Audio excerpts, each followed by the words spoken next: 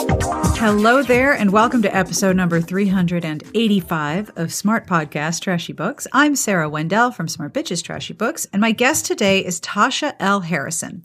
If you need an episode that will make you laugh, this will be it.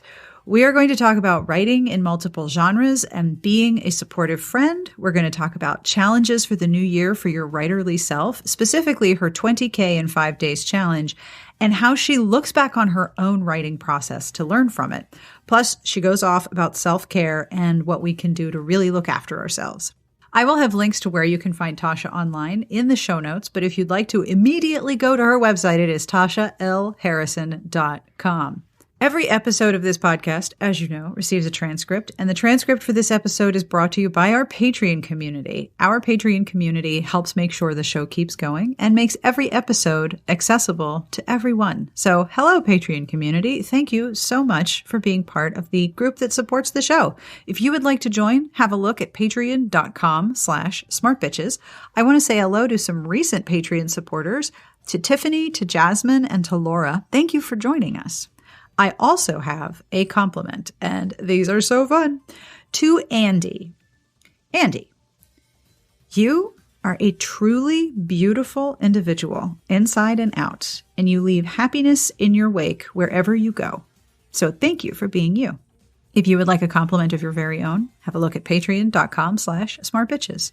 At the end of the episode, I will have information about what's coming up on Smart Bitches. I, of course, will have links to all of the books and things that we talk about in this episode in the show notes at smartbitchestrashybooks.com/podcast. And I will have, at the very end of this very episode, a truly terrible joke from Elise, which I am really excited because it's terrible. But let's get started. On with my conversation with Tasha L. Harrison.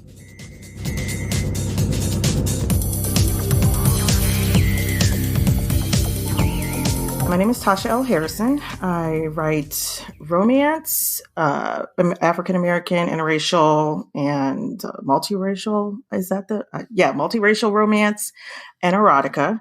I also freelance edit romance and erotica. I also podcast. And I also freelance write for local magazine, online mag, and a bunch of secret stuff that I ghostwrite for other websites. Yeah, so I do lots of things. So you're a full-time, multifaceted, multi-genre writer. Yes. Well, not genre. Well, yeah, I guess it is genre. Nonfiction and fiction. Yes. And editor. And editor. That's really cool. I have so many questions about all the cool stuff that you do. I know you write romance and erotica. How long have you been writing? What brought you into writing romance? Well, I've been writing since I want to say like 2009. And what really brought me to it was me and my husband relocated to South Carolina with our boys. And the schools here are shit. I ended up rage quitting public school and dragging my kids out the same day. And then I was suddenly a homeschooling stay-at-home mom. Wow. And yeah, it was a little bit of a, impulsive decision, which I don't regret. I mean, I didn't feel it until like we pulled into the driveway. I was like, oh shit. Like, what did I just do? I have to actually teach these kids. What am I going to do?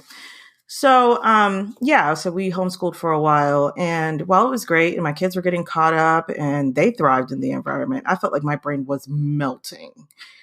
And so I started reading a bunch of books. Like I was reading like 3 or 4 books a week.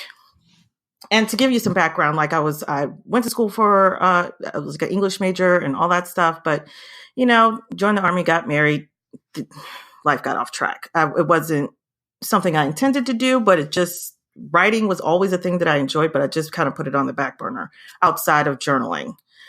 And, during that time, I just started writing poetry again, which is really bad. And this was during MySpace days. So I used to share my little, shitty, emo, navel-gazing poetry. And people were like, oh, yay, claps, you're a good writer. And that gave me a little bit more confidence around writing. So I started writing a book, which I'd never written a book before. It was a massive undertaking. And then my computer took a shit and deleted the whole thing. So, No, yes.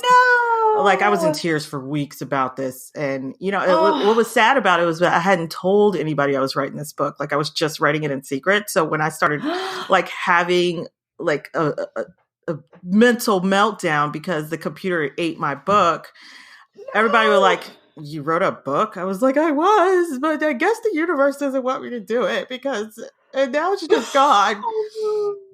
But then, I had the bug. So after that, I started writing short stories and, looking to publish traditionally. I finished a novel for NaNoWriMo in like 2010, and I shopped that around and quickly learned that, it was romance, and quickly learned that, we already have one of these, so we can't have yours today. And I was like, well, the only thing that's the same with me and this other author is that we're Black. Our stories are totally different. But, so publishing back then was very, it was very blunt. Like there was no tempering the response. It was like, this is a great story, but we already have some stories like this. And, we just, you know what I mean? Gosh. And then when you go to look at their catalog, it's like, you don't have stories like this. You just have one other Black author. That's fine, but okay. Well, it wasn't fine. So that was discouraging for a while. And then, I was complaining about it on Twitter, and Annabelle Joseph saw my tweet, and she was like, I run a romance authors group in Atlanta. Why don't you come down here one Saturday and hang out with us and see if this is the thing you need? And it was, and the rest is history.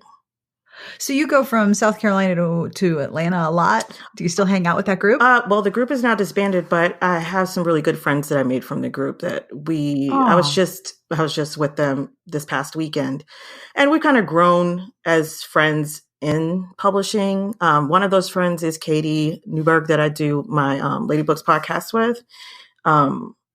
We pretty much get drunk and talk on FaceTime about books and writing almost every Friday. Perfect. And our other friend is Tiffany that, she is involved in writing, but not so much now. But we all still talk about romance all the time. We're talking about books and authors and the industry and all that stuff. So yeah, I'm down there probably once a month, twice a month. I went to school in South Carolina. I went to Columbia College of South Carolina. Oh, really? I live in Greenville. Oh, I know exactly where you are. Half of my friends were from Greenville. It was a wake-up call, or kind of like a culture shock, because I had never lived south of the Mason-Dixon. So even though I traveled up and down the East Coast, it was different moving here, and then moving here also when my husband was out of the military, because I didn't have that kind of that padding of a military environment around me. Yeah. It was different. It took me probably a couple years to realize how nuanced different pockets of Southern culture are. Oh my goodness, yes.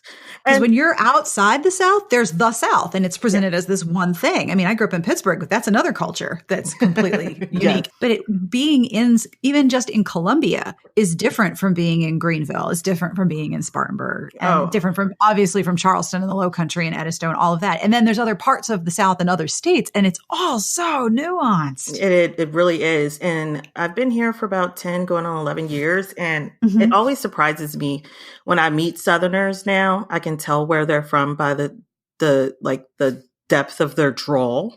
Yes. It was like some of them are twangy up high like this, and then some of them talk real slow like Matthew McConaughey. Yep. And I'm like listening to it like, I know you go, the deeper south you go, the slower and deeper, and like that. So what led you to starting a podcast where you get drunk and talk about books? I think I need to drink more on my podcast. I think you've inspired I wouldn't me. advise it. And actually, season 2, we haven't been doing as much drinking. And we were talking about that because we went to She Podcast in Atlanta this past weekend. And we were talking about how, it's like, like our podcast grew up. I was like, yeah, but it's more like a job now. It's not as fun as we used to be. He was like, we're thinking about monetizing and all this stuff, and like we don't want to embarrass ourselves. I was like, man, that whole first season we just drank and talk, which we probably will bring back some of that. But It was really Katie's idea. She'd been on me for years to create a podcast. She's just like, these conversations should be heard by other people. I was like, you're just a millennial and you think everything we say is interesting, and that's not true. And then finally, 2 Novembers ago, she called me up and she FaceTimed me and she was like, so we're recording. I figured it all out. I know how to do it. This is what we're doing. And I'm pushing record now. I was like, okay. I guess this is what we're doing. And that's how it's kind of, that's how we ended up having a podcast.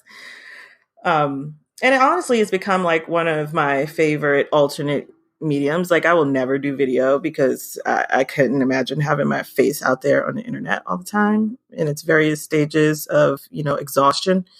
So yes, the podcast is fun and easier. What did you think of the She Podcast conference? How did you enjoy it? Was it very white? Was it really No, white? actually, it wasn't very white, which was, I have to commend the organizers on that. They focused a lot on inclusion, and it was obvious that they had done this. They had some really great. Oh, brilliant. They had some really great presenters. The only complaint I had was like, there were like 4 presentations an hour, and I felt like I missed out on a lot of stuff. Whoa, yeah, that's a lot. It was like you were being held hostage in the hotel for like 8 hours straight, no lie.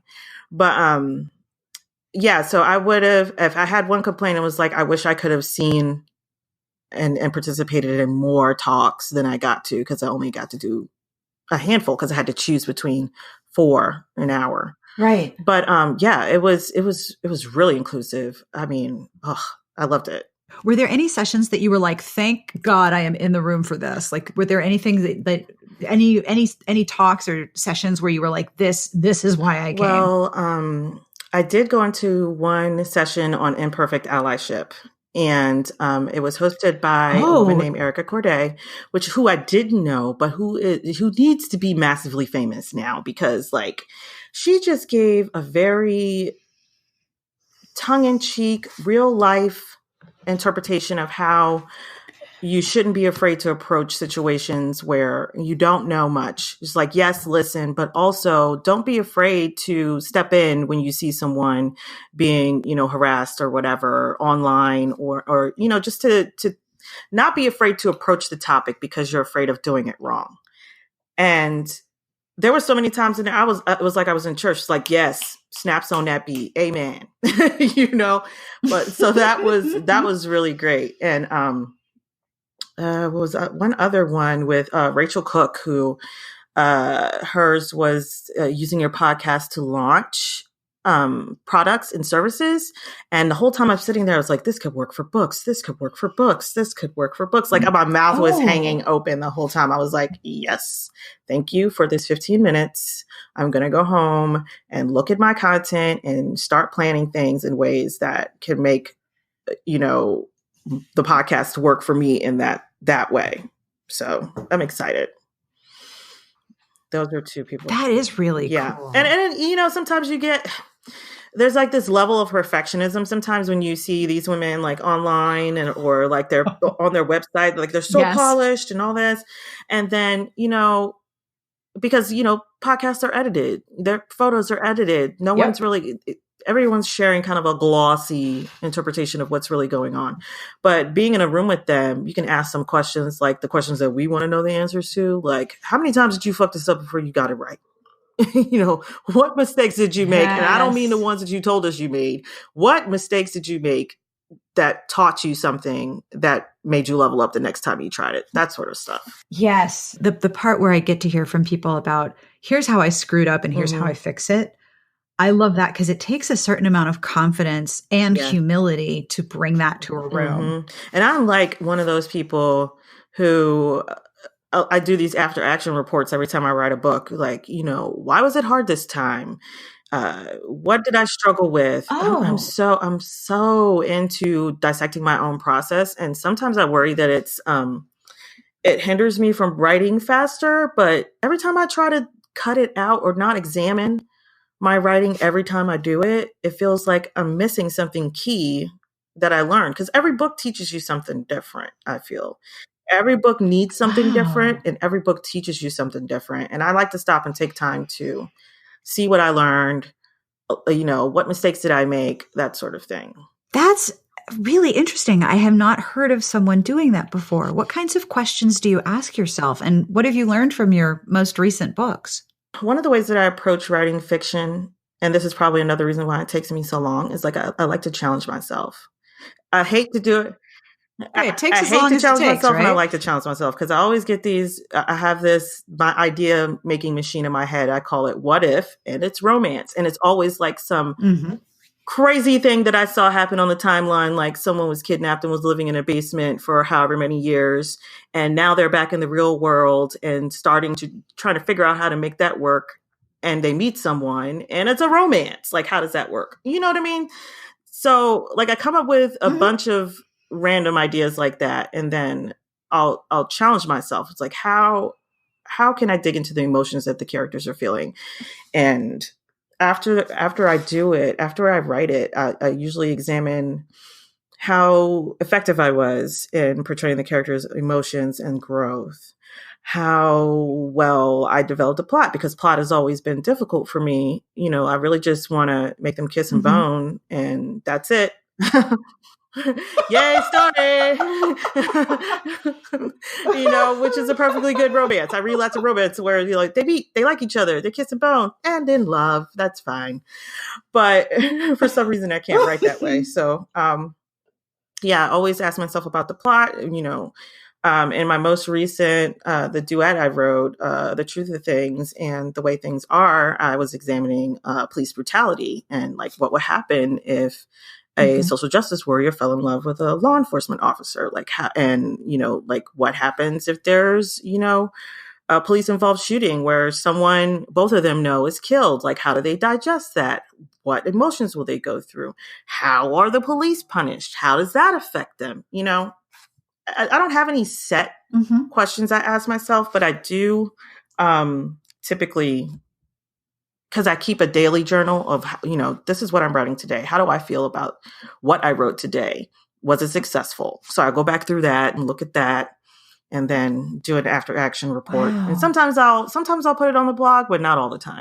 That is fascinating. And I imagine it's really very useful as you grow and become more strong in it as a It writer. does. And I mean, I'm not tooting my own horn, but I do think that it, Nah, toot away, toot toot. examining my process has definitely helped me become a better and a more intentional writer. You know what I mean? Just Oh, to wow. not, Yeah. like, I tend to get really deep into flowers and fluff and feelings and all that stuff. And it's helped me ground things in something that's concrete, like real life situations that are concrete, help me to navigate, I don't know, just the things that happen in real life that I want answers for that I never get answers for, you know? Yeah. It works through the creative process and then the process of your actual life at the same time. Yes. Wow. Yes. So yeah, I guess it's therapy. It's a kind of therapy. I think anytime you Kind of. spend looking at your own actions and asking, okay, why did I do this? How can I do this differently? What happened when I do this? You have to grow from that experience, right? Like self I reflection hope so. right, is super powerful. I hope so. I Yeah, hope I'm right. growing, but because I spend a lot of time at it, I would hate to think that's wasted time. I don't think so. I mean, it also helps you arrive at who you are so that you can be yourself more authentically in your writing and then also in every situation. Definitely that. I learned a lot about myself by examining my process and what type of writer I am. So I also know that you write nonfiction, and I Mhm. saw you recently tweeting about your column about local artists, which I think is so cool.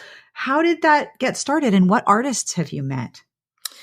Well, these artists are super local. Greenville has a really strong art community, like visual art community. Hmm. It was one of the first things that I got involved in when I moved here because I was really involved in it when we lived in Maryland. And so over the years, First Fridays, that's like my outing. And, I go to, Yeah. like, every year they have this thing where you can just go in and be nosy in people's like personal home studios, which is like my favorite part. And Oh, oh God, it's cool. so great. It's like, I just want to come in here. Do that. I just want to come in and be nosy and look at your stuff and see how you do things. So I've always kind of done that. And I was following a local food critic, not critic, I guess a food columnist here. Mm-hmm. And we've been following each other on on Instagram for like 2 or 3 years. And then one day she just slid in my DMs. She was like, I want you to write a column for me. I was like, excuse me? Did you did you mean to send this to me? She was like, yes. I was like, and then she told me the name of the magazine's At Home Magazine. And when I say to you, it's like, it's a rich white lady magazine. Let's be real. Oh, I've seen magazines exactly like At Home, and I've probably seen At Home. Yeah, it's like, look at all the beautiful things I have in my house. This is the wonderful dinners that I eat, and blah blah blah blah blah. And the advertisements are completely all over the top. Yes, like. I mean, like, is this real life? You don't want to touch anything. I was like, is this a showroom or is this real life? So that, yeah, she was like, yeah, meet me for some bourbon. Like, we're going to go out and have a drink and we're going to talk about this. And Stephanie that was her name, Stephanie Burnett. She just talked me into it. And I've kind of been doing it ever since. And it kind of, I've been looking to become a freelance writer, but I was doing it in kind of a half-ass way because I was afraid of rejection. You know how that is. And, yes, just having her reach out that way, it made me a little bit more brave about pitching. The column is really just another way for me to refill my well. You know how like you get creatively depleted and you can't figure out how to get back in that space where you can write again. Seeing how other people create, going out it fills me in a way that nothing else does. And the fact that I get to go into these people's personal spaces and ask them all kind of personal questions, it's my favorite. It's like, how did you get here? Tell me about your childhood. Do your parents support this? Why this particular medium? Can you show me how you make it?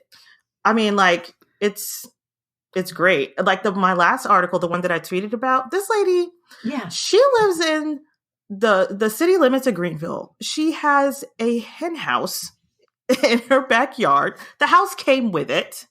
So like we went out there. She has a neighbor dog that comes over and just visited. Like she has a dog and the neighbor dog just comes to the doggy door and comes inside and makes himself at home. And which she did while I was there. And then, during the interview, she took me out back to like look at the hens and talk about the house and the neighborhood, which I wish I could live on this street. I really, really wish I could, because there are so many artists and just like this vibe over there is just like, these are my people. But, oh, that's cool. She gave me like, I don't know, maybe because I'm a city girl, I probably should have experienced this long before then. But she like pulled eggs out of the freaking hen house. Like gave me a dozen eggs that were still warm from the chicken's butt. And I'm just like, the fuck is this? I was so happy. Like it was like the happiest experience of my life. Like I went home, I was like, yeah, I've got 12 eggs and they're all different colors. And the hen had to be knocked off of it to give me the egg. Like I can't even, like this is I guess maybe this is one of those things where, like, what is that city program where they take the kids out to farmland? What do they call it? Crap. I know the program and I can't think of it. But you know what I'm talking about. It's like they take all these inner city Fresh kids. Air? Fresh Air, I think. Fresh Air? Is there Fresh Air? No, that's NPR. That's different. I don't know, but I know exactly what you're talking about. Like they took all these inner city kids out there, they milk cows and, gather eggs and stuff like that. I had that feeling. It was like, but it was in the city. It was. Yeah. And then I went to one other person's house and they had goats. I mean, it's very interesting to see, number one, that we're all weirdos, and we're all fucking weirdos. We're all weirdos. We all have our weird little idiosyncrasies, and being in someone's house is like super intimate. I like going to people's studios, but I love it when their studio's in their house. Like, oh yeah. Number one, you get good snackies because they lay out the cheese plate for you when you come, and then you are in the South, yes, so yes, and sweet tea. So, and then number two, you get to see like where they sit when they're just dreaming up ideas. It's just like, of all the surprise things to fall into my lap, that was the biggest one. Like I feel like it's definitely enriched me as a person and a writer, because I wasn't really super connected to Greenville. It's like, I could take it or leave this place. Like, I don't care. We can move again. I say that to my husband all the time. It's like, we don't have to stay here. This don't have to be our forever home. We can always leave. But now I finally feel like I'm putting down roots. You know, like I go places and people know me. There's a bartender that knows my favorite drink. You know, like I'm getting into this small, well, I guess large. This is a large town. It's not a small town. But it feels small to me because, you know, Baltimore, Philly, those are big. It sounds like going out and meeting local artists and cultivating this column has not only introduced you to really cool art, but also connected you to where you live. Do you have any tips for people who are thinking, oh, I wonder if there's any local artists near me? Like, where can you find artists? Not that you want to like walk up and be like, hey, can I see your house? But where can you look for local art? Or do you have any advice for people who want to look for local artists around them? I think most cities have, like, during the warmer months, they have like a First Fridays where you can go, like the local artists will, in the galleries, will open their doors to have people come in. So try that first. If you're interested in taking any, if you could take art classes, and that helps a lot. I don't know, just being open. You know, it's real easy as a writer to get into our little hidey holes and, you know, look at things on Instagram and feel like, oh, that's me being involved in my community. No, like you have to actually leave the house. And as painful as it is, you know, sometimes, you know, you make plans for the distant future and then that day comes and you're like, fuck, I have to actually put on real pants and go out. Why did I do this to myself? I know. But majority of the time, once I get past the, like, okay, people are waiting for me to show up. Let me put some pants on and cover up these holes under my eyes and go out here and talk to people. It's always enriching, you know, even if you feel really uncomfortable. I almost always have a good takeaway, even if I get there and I feel like, oh, I'm a weirdo here. You know, it's like my shirt feels very itchy. My pants are too tight. All they have is white wine. I hate wine. You know, like this is not. But every time I go out, you know, it's like, okay, so this wasn't as bad as I thought it was in hindsight. So, I mean, it's cliche as it sounds. It's like, get the fuck out of your house, bro. Like, you got to go out. And Greenville is really easy for that because, like, we have a whole festival season. Okay, festivals ain't no joke here. They will shut down the whole main street so that you can drink beer and eat for a solid 3 blocks, 3 or 4 times a year. I mean, it's really easy to get out. And then, you know, the First Fridays, that's kind of my favorite thing. I do have my favorite galleries that I always poke into now. But yeah, that's how I've built community. And it really just takes you showing up. You got to add it to your to-do list and make an effort. It's not going to be easy. It's still not easy, even though I've been doing this for 2 years now, going out to all this stuff and like actually having to speak to people. Yeah, it's hard, right? Like, hi, my name is Tasha. I'm a weirdo. What do you do? You know? Yeah. But that's pretty much the only advice I have. Go outside. It's good advice. It's very good advice. I noticed in your Twitter bio that one of the things that you added to that very, very limited real estate, and don't give you a lot of characters there, is creativity is a compulsion. Now, I've definitely had that feeling that there is only one response to this situation that I'm in, and I need to go create something, whether it's words or a podcast or something entirely offline. Like I know that compulsion. How many forms of creativity do you feel that way about? And is it still a compulsion for you? Yeah. It doesn't stop, does it? It doesn't. And I was like, it's like I'm always saying, turn the idea machine off. Like I can't keep up because all of it feels like something that's so enticing that I want to do right now, right this instant. I have to. Writing is pretty much dominating my brain space right now because that's something that I know I can do well, and you know people pay attention to it. But I also want to like crochet. I've gotten really into crystals, and I went to one of those crystal conventions where you go in there, there's nothing but pretty rocks and weird people who dig up the rocks. It was one of the best Saturdays of my life.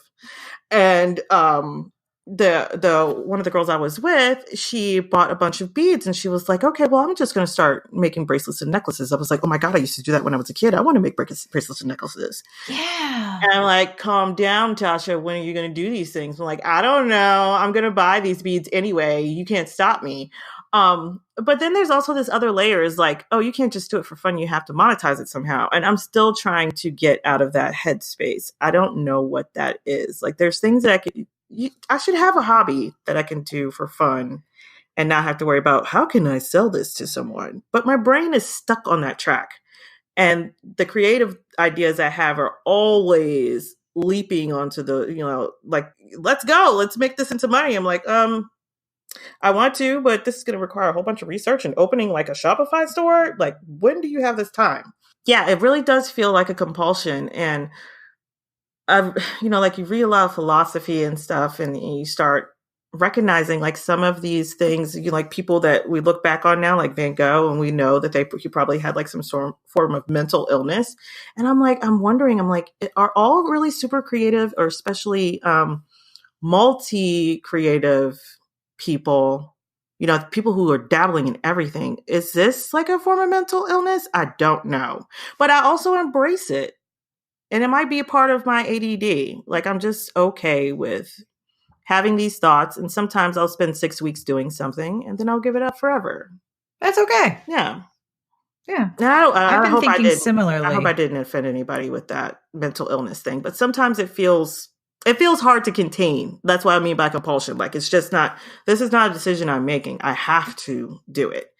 Mm-hmm. I was talking to a friend of mine who, was a pretty prolific short story writer in like the early aughts, and like contributed to all those erotica anthologies. And she just stopped writing. I was like, how did you do that?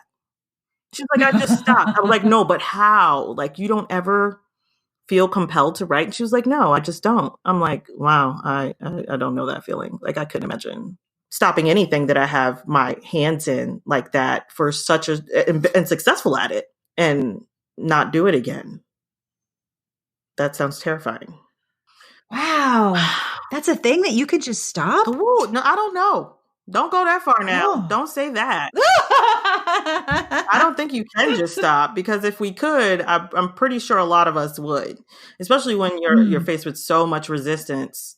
And yes, you know what I mean? Everything is uphill. Yes. Like, if I could stop, I would. But then, these people are going to keep talking in my head. I got to do something about that. So what things, because we've talked about how the industry can be uphill, and the struggle to even address your own compulsion to create can be uphill. What do you do to care for and look after yourself? I'm going to be 100% honest. I'm not super good at it, but I've gotten to the point where I will, I've learned to reach out to my friends, my close friends, and have like FaceTime, like not just over FaceTime, but like get together and, sit around and just chitty chat, or, organize an event for us to go out and do, like the crystal hunting thing, which I love to do. Just finding some other way to facilitate self-care. And I really self-care is starting to get like authenticity to me, because everyone is minimizing it to like retail therapy. And I don't think, self-care is more than fucking face masks and bubble baths. Number one, I hate bubble baths. I don't like sitting in my own filth. If I was sitting in a bathtub, the only thing I'm thinking about is getting the fuck out. My brain can't keep still in a tub. So that's like when people are like, oh, just take a bath. I'm like, nah. If you want to see me go nuts, make me get in the bathtub, because I'm like, first of all I can think about is all the silt coming off my body and resting on the top surface of the water. That's number one. But like, just like, okay, I can't read my phone in here because I'm terrified of dropping it in, even though it's waterproof. I don't want any of my books to get wrinkled from the moisture. How long do I have to sit here? I need to fold those clothes. This is what my brain is doing. Okay. Like, I can't. It's not relaxing. Not relaxing. It's getting more amped up. I can do face masks, but I'd rather do it while I'm doing something else. So like the whole retail and, like it's very surface level to me. And I think that self-care is more about, number one, recognizing when you are exhausted and not just doing it like as a routine, like, oh, this is Sunday, this is my self-care day, and not, realizing what is making you feel the way you're feeling. I think having real life relationships, I think everyone is getting to that point now where, talking to people in an unstructured way is something that we're all craving. So like what I started doing, I've organized, I don't want to say organized because it's not really organized. Well, I did this thing that I did a random challenge at the end of August, 20K in 5 days, which was insane. And a few people joined in it with me, and we started just meeting in a Zoom room offline and chatting for an hour on Thursdays. It's just one of those things where it's like, okay, these are people I know on Twitter. Now I know their faces. We're getting to know each other. We're making real connections. And I think what we're all kind of craving when it comes to self-care is having that sense of community, knowing someone out there knows you and can care for you, or you can reach out to and can care for you. Like, yes, everyone should have boundaries, and you should always ask your friend before you dump on them. Like, I got some shit to tell you. Are you okay to hear this right now? Which I love about my friends. It's like, look, I got to do some downloading. If you're not down to hear that right now, let me know. We can talk about anything else. I will write about it in my journal. But just having someone say to you before you start, that helps. And then just having people you can do that with. I think it's so important to do that. And then, moving your body. When I was in the military, and working out was like a huge part of my life, and it's not now. And I do miss that a lot. But me and my dog take lots of walks. So that... like, that's the kind of meditation I like walking meditation. I can go for a walk and my brain can be quiet, but I'm not sitting in nobody's bathtub. You can't make me. I feel like we were destined to meet because I feel the same way. Like, take a bath. If one more of y'all motherfuckers say take a goddamn bubble bath, I'm gonna scream. Like, I don't want to take a bath. What else you got? And then nobody tells a man to take a bath. No one says to a dude, go take a bubble bath. Go hang out with your friends. Go have a beer with your friends. Engage in real life things. No one's telling them to sit in a room by themselves in hot water like a damn lobster. What? Like, it just doesn't make any sense. I get so tired of it. It's just crazy talk. Oh. For you, it sounds like for you, what really re-energizes and replenishes you is being around or talking with other creative people, especially face to face. Yes. 100%. I used to be a person who only liked to be around other writers, and I'm going to tell other writers, y'all need to stop doing that.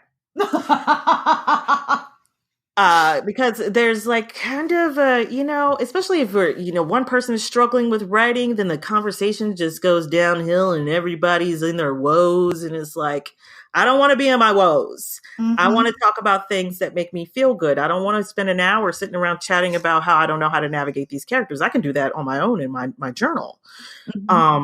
And I think the only way that I really broke out of it, and I think this has really helped me overall business-wise, is to start talking to other creative entrepreneurs, like people who make money using photography or painting or, fiber just seeing how other people are using their talents to make money has definitely opened my mind to other ways to be creative and how all those things can be applied to me. And it doesn't put so much pressure on my writing anymore to where I'm, just constantly sitting there staring at a cursor. I've gotten a lot more from going to other creative entrepreneur type of conventions, like Being Boss. This is one of my favorites. They have like a vacation in New Orleans every year. Oh, yes. It wasn't supposed to be lady entrepreneurs, but it's mostly women. And, there's a woo aspect to it, like tarot cards and crystals and, divine femininity, and we're all badass. And it's just, I like stuff like that more than I do sitting around talking about, which agents are taking this kind of manuscript. And I think that as creatives, we definitely need to branch out. It doesn't do any of us any good to be stuck in this one bubble and this echo chamber and not seeing how Mhm. things move on the outside, you know? Yeah, yeah. And it helps to think creatively and hear from creative people who are operating their own businesses in completely different artistic fields.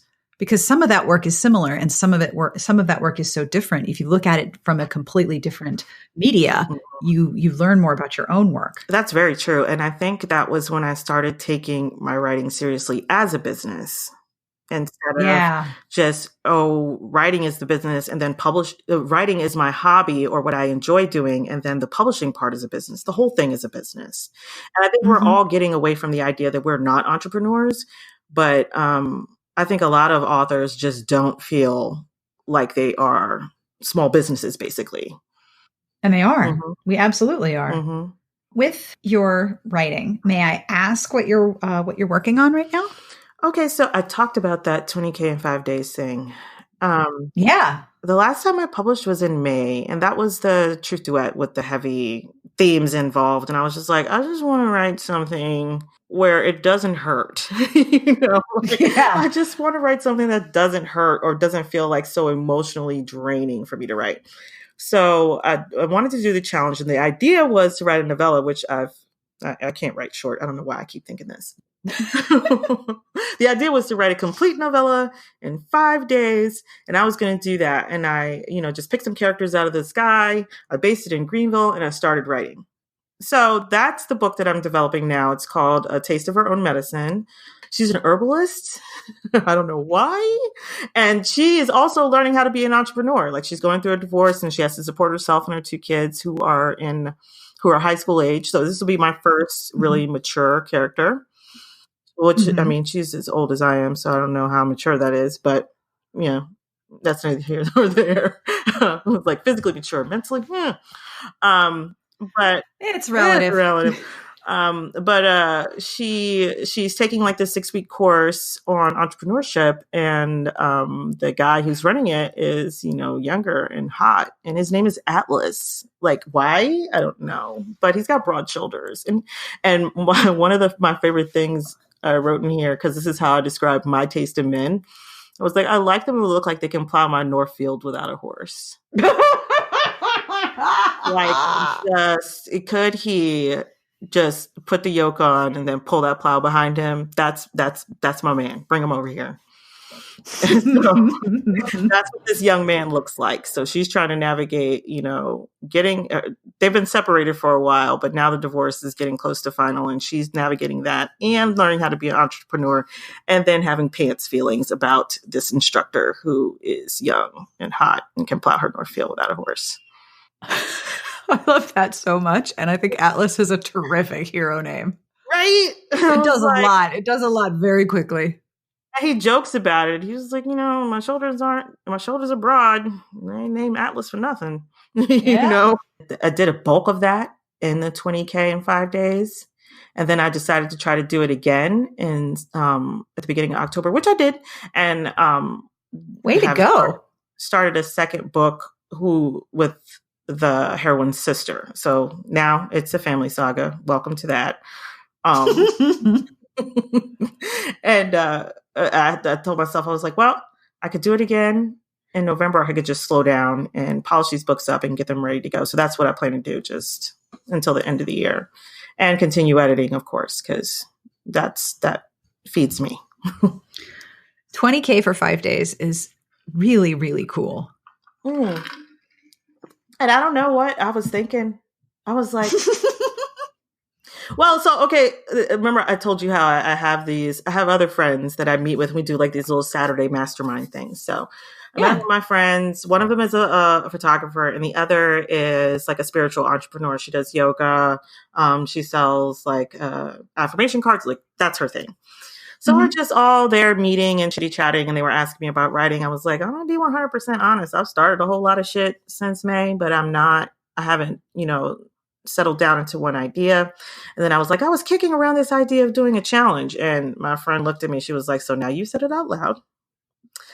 Yep. So Monday, when I wake up on Monday, I want to go to your timeline and see that you started this challenge. I was like, oh shit. So then Monday comes and I'm like, I'm going to dump this in the timeline super early, hoping that no one gets this. Like it just passes by. I'm not going to tweet it again. No one's going to notice it. So if I have no interest and no one's going to do it with me, I'll do it by myself. I did that. And then I went and made some coffee and came back and was like 6 people like, I want to do this with you. What do we do? I'm like, shit. Now I got to do it. Yep. But one of the things I did learn about myself is like, and this is something that a lot of people say to me, it's just like, you are the best cheerleaders. Like even if you don't know what the hell I'm doing, if I post something on Instagram, I can guarantee you're going to be in the comments like, yeah, girl, you do that, sis. That's right. That's what I'm talking about. Make that money. I'm like, because I always feel like one of the things I worry because I felt this is like not having the support that I need in that way. So I don't ever want anybody I know to feel like they don't have that support. So it doesn't cost me anything. It takes like 2 seconds just to leave a comment and be like, girl, keep doing what you're doing. And what I learned during this challenge is like, yeah, they're right. I'm a good cheerleader. I can do this. Like I liked that whole camaraderie thing, and it does me better than say like writing 50K in a month. Yeah, that's great. I love NaNoWriMo. I love the energy around it. However, I'm ADD. I can't maintain that energy for 30 days. Like I'm good for 10. Maybe. But 5 is 5 days. 5 is great. It's either 5 at the beginning of the month or 5 at the end. Like I never and it's not even, I was writing 4,000 words a day during 20K in 5 days. And I managed to do that, but I can't write like 1,500 words a day during NaNoWriMo. Like I just can't do it. So maintaining that level of energy for 30 days, it doesn't work for me, but the 20K in 5 days worked. That is really inspiring. Thank you. Thank you. So I always ask this question: what books are you reading that you want to tell lots of people about? Okay, so these are books that everybody else read already. So I'm gonna put that out there.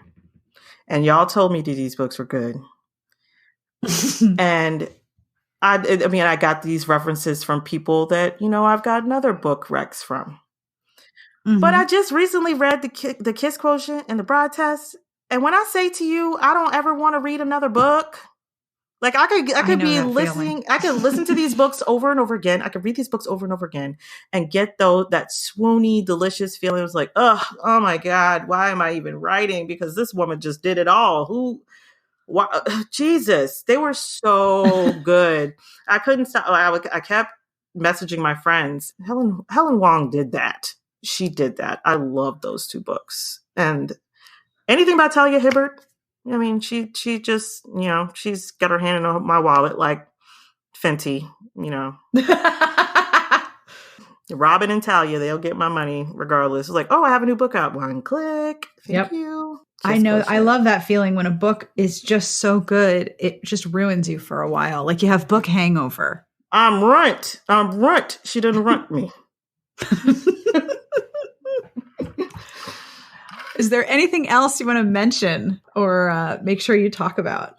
If anybody else wants to do 20K in 5 days, I'm doing it again in January, the second week of January. So you can go to my website and get the details on that and join the email list. But other than that, no. Excellent. Well, I will definitely link to that and to your mailing list and to your site and all of your writing in the show notes. But thank you so much for doing this interview. I've had the best time. Thank you. Me too. And that brings us to the end of this episode. I will have links to where you can find Tasha, where you can find her podcast, Lady Books, where you can find her on Twitter, and where you can find her 20K in 5 days program in the show notes at smartbitchestrashybooks.com. And if you would like to get in touch with me, you can email me at sbjpodcast@gmail.com, or you can leave a message at 1-201-371-3272. Either way, I love hearing from you, however you choose to get in touch. Thank you again to our Patreon community. The Patreon community keeps the show going every week. And if you would like to join, have a look at patreon.com/smartbitches. Monthly pledges start at $1 a month, and every pledge makes a deeply appreciated difference. Coming up on Smart Bitches this week, we have a new post from Adam and Eve showing some products you could order before Valentine's Day for yourself, for someone else, for all of the people you know, including yourself. And there's going to be a 50% off coupon included. So definitely look for that.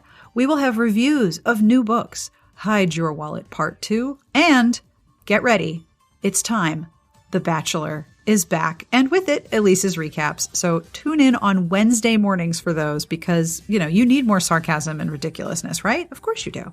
Plus, we will have books on sale, Help a Bitch Out, and a podcast episode every week because that's what we do here. Thank you for hanging out with us. And now, as promised, a terrible, terrible joke from Elise. What do you call a fake noodle? Give up? What do you call a fake noodle? An impasta. Impasta! Okay, it's terrible. I love it so much. On behalf of everyone here, we wish you the very best of reading. Have a great weekend, and we will see you back here next week. Smart Podcast Trashy Books is part of the Frolic Podcast Network. You can find more outstanding podcasts to subscribe to at frolic.media/podcasts.